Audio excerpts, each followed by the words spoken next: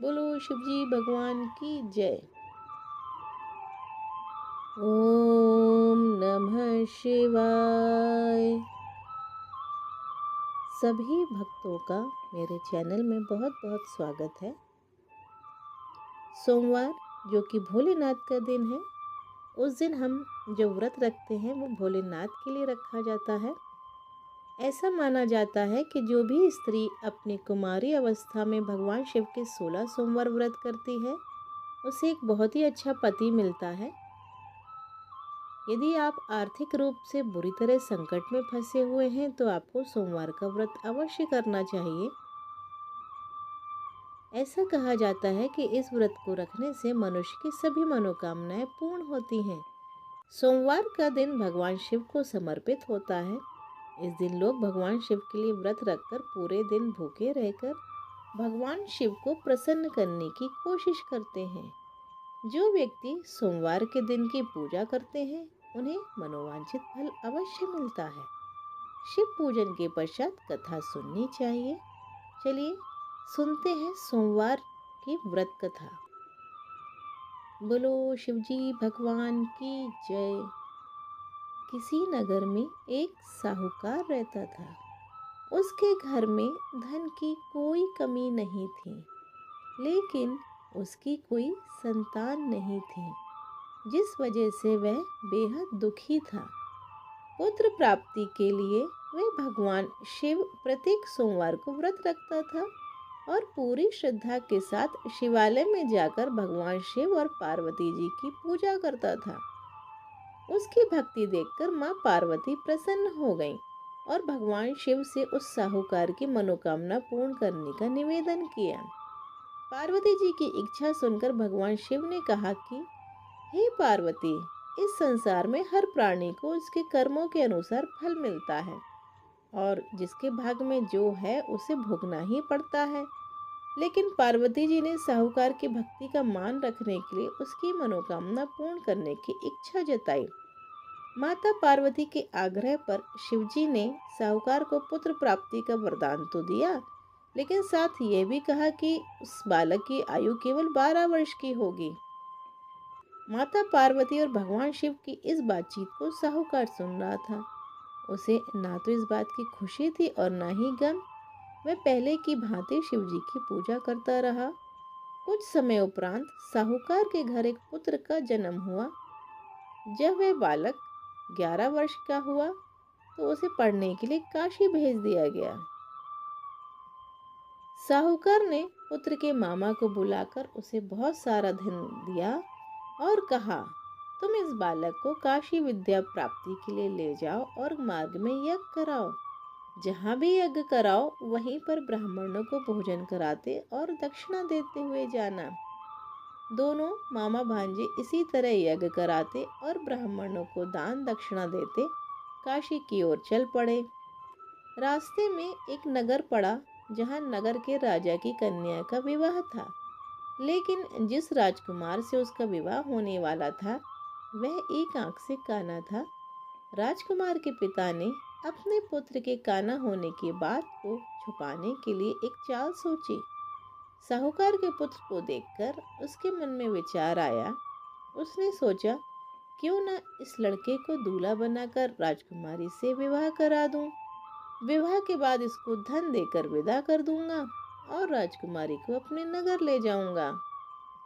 लड़के को दूल्हे का वस्त्र पहनाकर राजकुमारी से विवाह कर दिया गया, लेकिन साहूकार का पुत्र एक ईमानदार व्यक्ति था। उसे यह बात न्याय संगत नहीं लगी।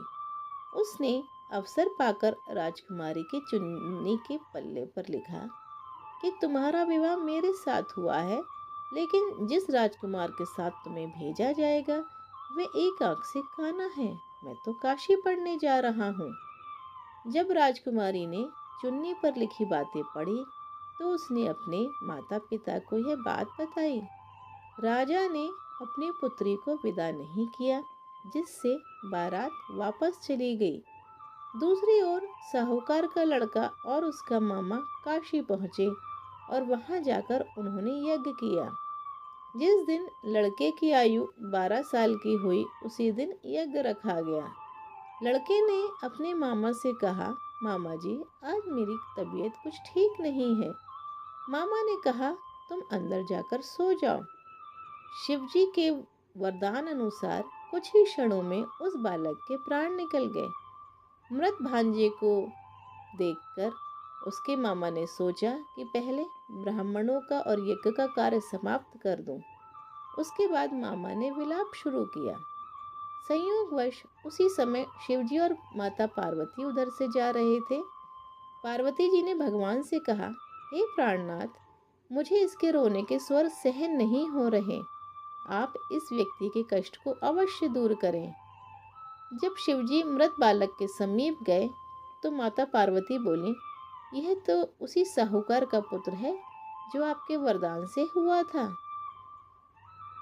अब इसकी आयु पूरी हो चुकी है, शिवजी बोले।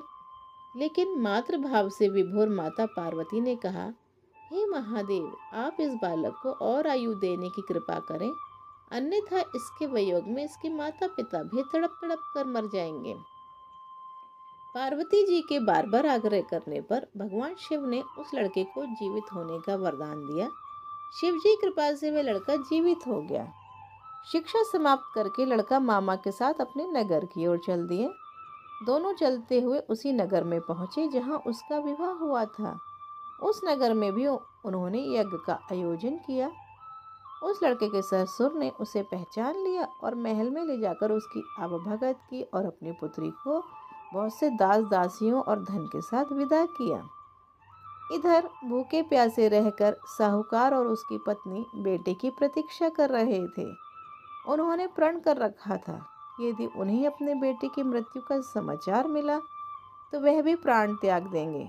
परंतु अपने बेटे के जीवित होने का समाचार जब उन्हें मिला तो पहले तो उन्हें विश्वास नहीं आया।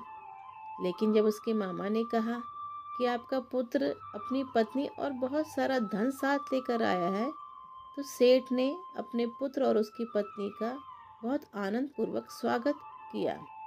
उसी रात भगवान शिव ने व्यापारी के स्वप्न में आकर कहा, हे श्रेष्ठी, मैंने तेरे सोमवार के व्रत करने और व्रत कथा सुनने से प्रसन्न होकर तेरे पुत्र को लंबी आयु प्रदान की है।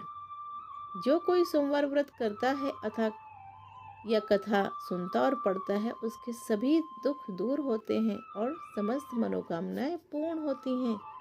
बोलो शिवजी भगवान की जय। ओम नमः शिवाय। ओम नमः शिवाय। ओम नमः शिवाय। ओम नमः शिवाय। ओम नमः शिवाय। ओम नमः शिवाय।